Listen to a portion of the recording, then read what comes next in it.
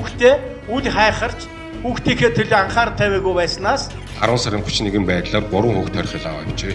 Олон багийн бидний үтгэрээр үлдсэн байгааг 30 мянган хүнийг үлдсэн. Одоо манай сургуулиас шонд явахгүй хамаагүй гэж үзсэн. 32 хүүхэд тохирсон тохиол гарсан. Бидний чинь маш их яваад байна уу?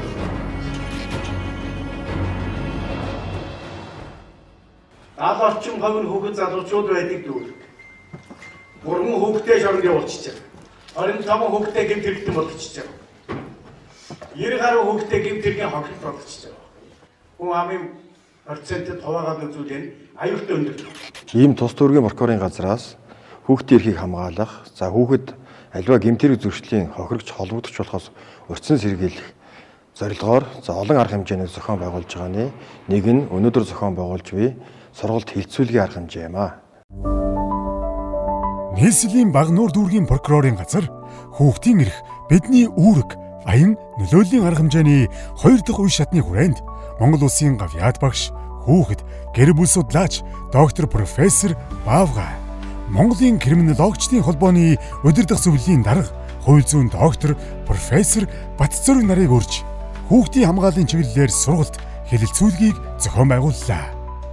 Уг сургалт хэлэлцүүлэгт дүүргийн ерөнхий боловсролын 3 сургуулийн 122 багш, нийгмийн ажилтан, сэтгэл зүйч, бусад хүүхдийн эрхийг хамгаалах чиглэлээр үйл ажиллагаа явуулдаг төрийн байгууллагуудын 41 албан хаагч, хорооны хамтарсан багийн гишүүд нийт 163 хүн хамрагдлаа. Тэгэхээр энэ мэт ингээд бид нар шийдвэр гаргахтаа хүртэл алдаж байгаа юм байна шүү дээ. Тэгэхээр одоо энэ хуулинд тэр дээр байгаа. Хамгийн түрүү. За Багнуур дүүргийн прокурорын газрын санаачилгаар гэмт хэрэгээс урьдчилан сэргийлэх энэ ажлынхаа хүрээнд за нийт одоо Багнуур дүүргийн сургууль цэцэрлэгийн багш нар болон за төрийн бусад одоо байгууллагуудын ажилтнуудын дунд энэ хүүхэд хамгааллын асуудал, ялангуяа боловсролын салбар дах хүүхэд хамгааллын асуудал, түүнчлэн энэ боловсролын салбарт одоо багш ажилчдын хүүхдтэй харилцах энэ харилцаа хандлагын асуудлаар 2 цагийн ийм семинар сургалтыг зохион байгууллаа. Тэгээ энэ одоо сургалтын үеэр миний одоо гол анхааруулж энэ багш нар энэ оролцогчдод одоо анхааруулж хэлж байгаа зүйл маань. За сургууль дэх энэ хүүхэд хамгааллын баг. За мөн одоо энэ баг хороонд ажилладаг хамтарсан баг байгаа. Сумын хэмжээнд хорооны хэмжээнд ажилладаг. Эдгээрийн хоорондын харилцаа холбоо энэний уялдааг сайжруулах энэ арга зүйн асуудлыг нэлээд одоо онцгойж ярьж хэлж өглөө. Хүүхэд хамгааллын бодлого гэдэг юм сургууль болгон, цэцэрлэг болгон хүүхэд хамгааллын бодлогын асуудлаа гаргаж тавьсан байх хэрэгтэй гэж. За мөн түүнчлэн сургууль дээрх энэ үе тэнгийн дээрлэхэлт гэж байна. Үе тэнгийн дээрлэхэлтээс одоо хэрхэн урьдчилан сэргийлж болох юм? Хэрэв үе тэнгийн дээрлэхэлт ямар нэгэн байдлаар бий болсон бол үүнийг энэ хүүхэд хамгааллын тухай хууль, зөрчлийн тухай хуулиудаар хэрхэн яаж шийдвэрлэж болох юм гэдэг энэ одоо арга зүйн асуудлыг бас нэлээд хөндөж ярьсан. Хүүхдийн эсрэг гэмт хэрэг зөрчлийн шалтгаан нөхцөлийг 2025 оны 10 дугаар сарын 31-ний өдрийн байдлаар судалж үзэхэд дүүргийн хэмжээнд хүүхэд хохирсон гэмт хэргийн гаралт 2024 оны мөн яэс 59.3%-аар өссөн бөгөөд 2025 онд 24 хүүхэд гэмт хэрэгт холбогджээ.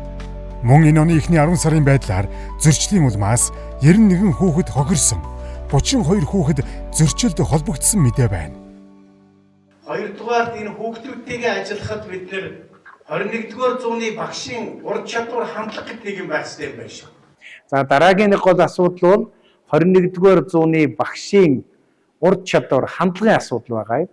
Сургууль дээрх энэ янз бүрийн одоо зөрчил маргааныг ялангуяа үе тэнгийн дээрлэхэлт болон багш сурагчдын хоорондын харилцаа хандлагын асуудлуудаас урьдчилан сэргийлэх зорилгоор авч үзэх гол асуудал бол энэ орчин цагийн багшийн одоо хандлага ур чадварын асуудлыг чухал байгаа. Багш нар бидний хандлага энэ хүүхдүүдээс хоцроод байна уу? Төрүүлээд байна уу? Гэдгийг харж үзэх. Ялангуяа багш нарт энэ зөөлөн ур чадвар гэж яриад байгаа. Энэ зүйлсийг практик амьдрал хэрхэн хэрэгжүүлэх юм бэ? Ялангуяа бид нар өнөөдөр энэ Z альфа үеийнхэнтэй гардан ажиллаж байгаа багш сургууль хүмүүжүүлэгч нар маань энэ хүүхдүүдийн сэтгэл зүйн гол онцлог энэ байдлыг хэрхэн харгалзан үзэх ёстой юм бэ гэсэн энэ асуудлаар нэлээд тийм тодруулга жишээ баримт авч ингэж энэ сургалтыг зохион байгууллаа. За энэ сургалтыг явуулснараа багш нар бид хүүхдтэйгээ хэрхэн ажиллах, эцэг эхчүүдийн хүүхд хамгааллын тухай хэрхэн заавар зөвлөмжийг өгөх талаар илүү тодорхой мэдээлэл өгсөн нь биднэрт бас давуу талтай байлаа. Гэмт хэрэгээс өрсөн сэргийлэх, хүүхэд хамгааллын бодлого, мөн одоо хүүхдийн хүчирхийллээс өрсөн сэргийлэхийн тулд одоо анги удирсан багшийн үед хаана хүнд хандаж одоо асуудлаа шийдвэрлэх, мөн одоо гэмт хэрэгээс өрсөн сэргийлэхийн тулд нийгмийн ажилтны сэтгэл судлаач, анги удирсан багш нар одоо хамтарч яаж асуудлыг шийдэх вэ? Энэ талаар одоо бас зөвлөмж өгсөн нь бол талархууштай байна. Тав хүчээс одоо хүүхдүүд юу ярьдаг юм бэ? Том шиг ярьдаг болсон. Явлагчид, муусаан хахуулчид, муусаан одоо дараагаар гээл. Тэгэхээр энэ тусгал яг хүүхдүүд тусдгийн шүү. Гэхдээ энэ тусгал нь хүүхдийн зам үйлд яаж нөлөөлж байгаа гэдгийг бид судалдаг гэсэн. Хэцүү нэртэй гэж тодтогддог хүүхдүүдтэй хэрхэн яаж ажиллах, хүүхдийг ямар нэгэн буруу зан үйлд орохоос нь сэргийлдэг гадаадууд ямар арга туршлага байдаг талаар мэдээлэл солилцлоо. Ерөнхийдөө энэ чиглэлийн мэдээлэл багш нарт, ялангуяа ерөнхий улс орчин сургуулийн багш нар жоохон мэдээлэл сайн өгч явах хэрэгтэй гэсэн юм ойлголтыг бол авсан. Одоо баг багш ирж байгаа зүйл бол Монгол улсын хэмжээнд хүүхд хамгаалал болон хүүхдийг янз бүрийн осол гэмт хэрэгт өртгөөс нь хүүхдийг муу зүйлээс нь хамгаалах нэгдсэн бодлого хийж чадахгүй учраас тэр нь таарсан оновчтой хууль байх ёстой байдаг юм аа. Энэ хуулиа төр оновчтой байх ёстой байдаг юм аа. Төр нь өөрөө ухаалаг байх ёстой маа гэж. Өөрөөр хэлбэл нэг солиод нэг өөрчлөөд байж болохгүй. Тэгэхээр энэ хүүхдэд яаж нөлөөлж байгааг бас судалдаг гэсэн үг. Энэхүү сургалтанд бол Багнуур дүүргийн ерхий улс орны сургуулийн багш нар маш идэвхтэй, маш сонирхолтойгоор оролцсон. Энэ мэдээлэл өгсөн сургалт хийж байгаатай холбоотойгоор илүү нарийн тодруулж асуух, иймэрхүү хүүхдтэй хэрхэн яаж ажиллаж болох вэ? Заавал гадны болон онлын хувьд танилцуулсан мэдээллийг илүү лавшруулж сонирхож байсан нь бол хэрэг ач холбогдолтой. Багш нар ч гэсэн энд ач холбогдол өгч яана гэж үзэж байна. Хуулийн байгууллагад одоо шийдвэрлэгдэж байгаа энэ хүүхдтэй холбоотой асуудлыг хамгийн бага нэгж дээрээс эхлээд асуудлыг шийдвэрлэхдээ төрийн байгууллагуудын хоорондын одоо уялдаа холбоог сайжруулах хэрэгтэй юм байна. Тогтмол одоо бас холбоо уялдаатай ажиллах ёстой байна гэдэг энэ зүйлийг ойлгож авлаа. Ингээд сургалтыг амжилттай зохион байгуулж байгаа дүүргийн прокурорын газартаа талархал илэрхийлье. Тэгээд өнөөдрийн маань сургалт маш үр дүнтэй сургалт байлаа. Тийм боловсролын орчинд яг энэ хүүхдийг анх одоо яг нийгмийн амьдралд хөтлөж оруулж байгаа багш нар маань яаж ажиллах ёстой, ямар арга замыг одоо хүүхдэд илүү төлөхөө ашиглавал зүгээрээ, онлын хувьд яаж хүүхдтэйгээ хандвал зүгээрээ гэдэг талаас маань бас эрдэмтэн багш нар маань одоо сайхан мэдээллүүдийг өглөө. За мөн бас одоо прокурорын байгууллага маань дүүргийн хэмжээнд хүүхэд хамгааллын асуудал бас маш их анхаарал тавьж ажилладаг. За үүнийхээ хүрээнд маш олон одоо арга хэмжээнүүдийг бол үе шатаагаар зохион байгуулж байна. Сургалт, за нөлөөллийн арга хэмжээ, аян, за дээрэс нь богино хэмжээний одоо видео бичлэг контентуудыг бас зохион байгуулж байгаа. Тэгээд энэ Багнуур дүүргийнхээ прокурорын газрын хамт олонд бол ажлын өндөр амжилт хүсье. Баярлалаа. Энэ сургалтанд оролцсон энэ хүмүүс маань за мөн одоо энэ сургалтын ач холбогдол өр нөлөөний талаар бас сонс сэтгэлээ хэлж байгаагаас харахад ямар ч байсан энэ сургалт эхний одоо үед ер нь энэ багш нар маань бас хандлагаа өөрчлөх,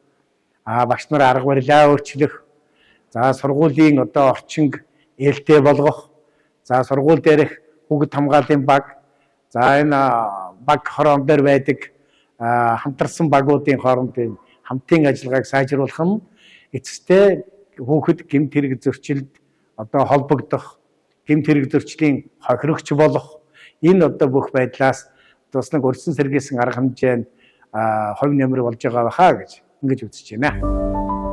Сургалт хэлэлцүүлгийн үр дүнд ерөнхий боловсролын сургуулийн багш, сурган хүмүүжүүлэгч, нийгмийн ажилтан, сэтгэл зүйч хамтарсан багийн гишүүдийн хүүхэд хамгааллын ажил, арга хэмжээ сайжирч, хүүхдийн эрхийг хамгаалах, хүүхэд гэмт хэрэг зөрчлийн хохирогч, холбогдогч болохоос урьдчилан сэргийлэх ажилд ахиц дэвшил гарна гэсэн хүлээлттэй байна. Хүүхдийн эсрэг гэмт хэрэг зөрчлөөс урьдчилан сэргийлье. Багнуур дүүргийн прокурорын газар.